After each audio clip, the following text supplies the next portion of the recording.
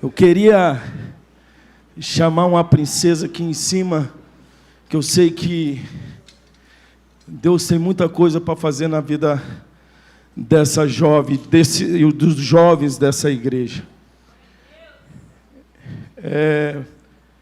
Eu falo isso aqui não para puxar uma assada, mas porque eu vejo a dedicação dela. Eu queria chamar minha filha, a Rebeca, aqui para dar uma palavra para nós, uma saudação.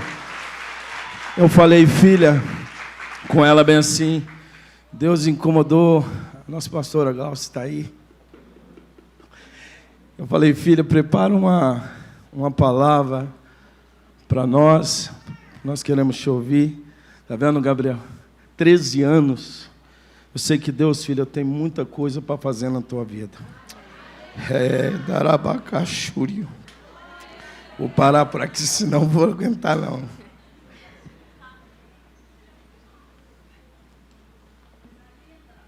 Boa noite, a paz. Hoje eu gostaria de compartilhar uma palavra que Deus tem incomodado muito no meu coração.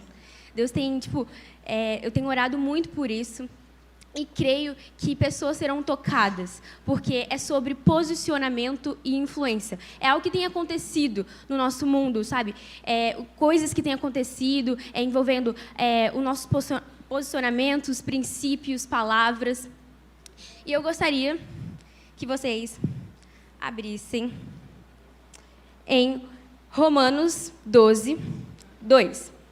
Romanos, capítulo 2, versículo 2, que diz: não viva como vivem as pessoas deste mundo, mas deixem que Deus os transforme por meio de uma completa mudança da mente de vocês. O que esse versículo falou comigo? É sobre não se conformar com o que tem acontecido nesse mundo. O que Deus tem me revelado é que, muitas das vezes, o mundo tem influenciado mais do que a igreja tem influenciado. Às vezes, a igreja não tem influenciado o bastante igual o mundo tem. O mundo, às vezes, está entrando dentro da igreja. É o que Deus tem me revelado. E em outra passagem, em João, capítulo 18, versículo 36 ao 38, diz: Jesus respondeu: o meu reino não é deste mundo. Se o meu reino fosse deste mundo, os meus seguidores lutariam para não deixar que eu fosse entregue aos líderes judeus. Mas o fato é que o reino não é deste mundo. Então você é rei? Perguntou Pilatos. E o Senhor que está dizendo que eu sou rei, respondeu Jesus. Foi para falar da verdade que eu nasci e vim ao mundo. Quem está ao lado da verdade ouve a minha voz. O que é verdade? Perguntou Pilatos. Pilatos, ele perguntou quem era a verdade para a própria verdade, em carne e em osso. E Pilatos estava prestes a fazer uma decisão. Ou ele condenava Jesus, ou ele inocentava as pessoas um condenamento injusto. Só que Pilatos, o que Pilatos fez? Pilatos nem condenou e nem inocentou. E o que ele fez? Lavou as suas mãos. Deixou que o povo resolvesse. E o que é isso? Pilatos não se posicionou. E não se posicionar também é se omitir. É um posicionamento, é se omitir. E é o que eu tenho visto nessa geração. Na igreja, as pessoas têm se omitido a falar dos princípios, têm negado seus princípios, têm negado seus valores, com vergonhas, com medo de se posicionar.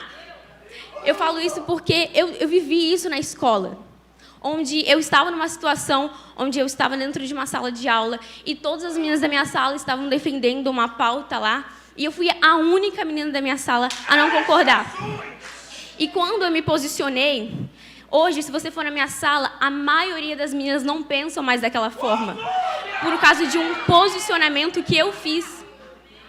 E é sobre se posicionar, não deixar que o mundo influencie.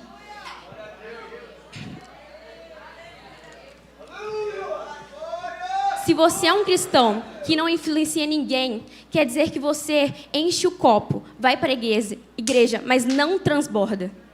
Vou repetir. Se você é um cristão que não influencia ninguém quer dizer que você só enche o copo, estar na igreja, mas não transborda. Jesus chamou para a gente evangelizar, para a gente ir, sabe, transformar, para a gente evangelizar, influenciar a palavra do Senhor. Nós temos que ser igual Daniel. Daniel foi levado cativo da Babilônia. E lá na Babilônia tinha cultura diferente, tinha valores empregados diferentes, mas Daniel não se contaminou. Daniel estava numa cultura diferente, mas ele permaneceu o seu princípio em Deus. Então, o Daniel é um dos meus personagens favoritos da Bíblia, porque Daniel, no meio das circunstâncias, não negociou, não comeu os manjares do rei.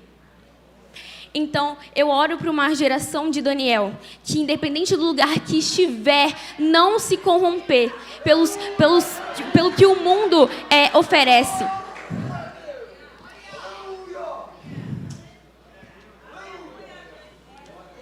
E o que Deus tem falado comigo é que, às vezes, a nossa omissão mata as pessoas. E a nossa ação traz vida. Eu falo isso porque, vou dar um exemplo que tem acontecido muito. Se uma mulher chega para mim e fala bem assim, é meio polêmico, mas é necessário. A mulher chega para mim e fala, Rebeca, eu estou grávida de 12 semanas, estou querendo abortar. E eu não falo nada, não me posiciono. Aí o que acontece? Não me posiciono, e o que ela vai fazer? Vai perguntar para outra pessoa. Aí a outra pessoa vai e fala bem assim, não, aborta, isso é uma célula, isso não é vida. E o que acontece? A pessoa aborta. Por quê? A minha omissão gerou morte. Se eu tomasse uma atitude, ia gerar vida. É isso que tem acontecido. Das pessoas têm se omitido. Assuntos na igreja não são falados mais por medo de ser cancelado. Você prefere o quê? Você prefere manter os seus princípios ou ser cancelado?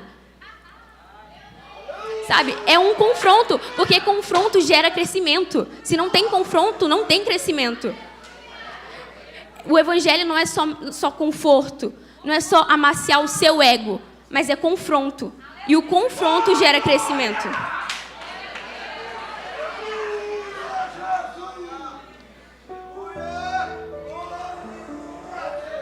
E muitas vezes, às vezes a gente tem vergonha de falar sobre os nossos princípios, sobre se posicionar, às vezes nos nossos amigos, nos nossos familiares, por medo de perder vínculos. Mas eu te pergunto, que às vezes você está deixando da pessoa ser mudada, ser transformada, se você não for influenciar. Eu falo isso porque a gente está vivendo numa geração onde pessoas cristãs estão em lugares, mas não influenciam. Você fala que ele não é cristão, você não olha, as pessoas tem que estar nítido na sua cara que você é cristão, que você tem o evangelho na sua mão, na sua vida. O evangelho tem que ser transmitido em você. E eu estou muito feliz porque, através da minha vida, eu ganhei uma vida para Jesus lá na escola. Uma menina, através do meu posicionamento, essa menina estava passando por problemas familiares com os pais e os pais dela não são cristãos e tal. E ela veio conversar comigo. E aí eu fui falando do evangelho. Isso foi ano passado e eu lancei uma semente na vida dela. Aí esse ano ela falou que fez uma carta para Jesus. E nessa carta ela me mencionava, falando, Senhor, muito obrigada pela vida da Rebeca, porque através da vida da Rebeca, hoje eu estou no caminho do Senhor, hoje eu estou tendo os melhores momentos com meus pais estão vivendo uns momentos com o Senhor. E eu falei, glória a Deus por isso, porque uma semente que eu lancei está sendo colhida agora, sabe? Então, é sobre influenciar, não ter medo. Porque hoje a nossa geração está com medo, porque negociam seus valores. Nós devemos buscar ser como Daniel. Daniel, independente do lugar que esteve, não negociou, não abraçou o mundo. Manteve o seu princípio firme, teve a sua identidade. Quando a gente sabe a nossa identidade em Deus, nada, nem ninguém vai vir sobre nós, sabe? Então, eu queria compartilhar só isso mesmo, que Deus tenha falado com vocês, e eu gostaria que vocês se levantassem para a gente orar para essa geração, para a gente ser cristãos de influência, jovens de influência. Em nome de Jesus. Vamos orar. Espírito Santo de Deus, obrigado por essa palavra ter ministrado, Deus, que essa palavra possa ter penetrado em nossos corações. Senhor, em nome de Jesus, que jovens hoje, ao ouvir essa palavra, possam ser transformados no Senhor. Que nós buscamos ser como Daniel, Deus, que independente dos lugares que tivermos, não nos corromperemos, não nos curvaremos, Senhor, aos deuses dos homens. Em nome de Jesus, nós oramos, Pai, para que nós possamos, Deus, viver um evangelho verdadeiro, viver o evangelho, Deus, que confronta, mas também, Deus, é um evangelho que muda, que seja um evangelho, que não estamos aqui só para sentir um arrepio, mas que nós possamos transformar mentes, que nossas mentes possam estar transformadas no Senhor, Pai.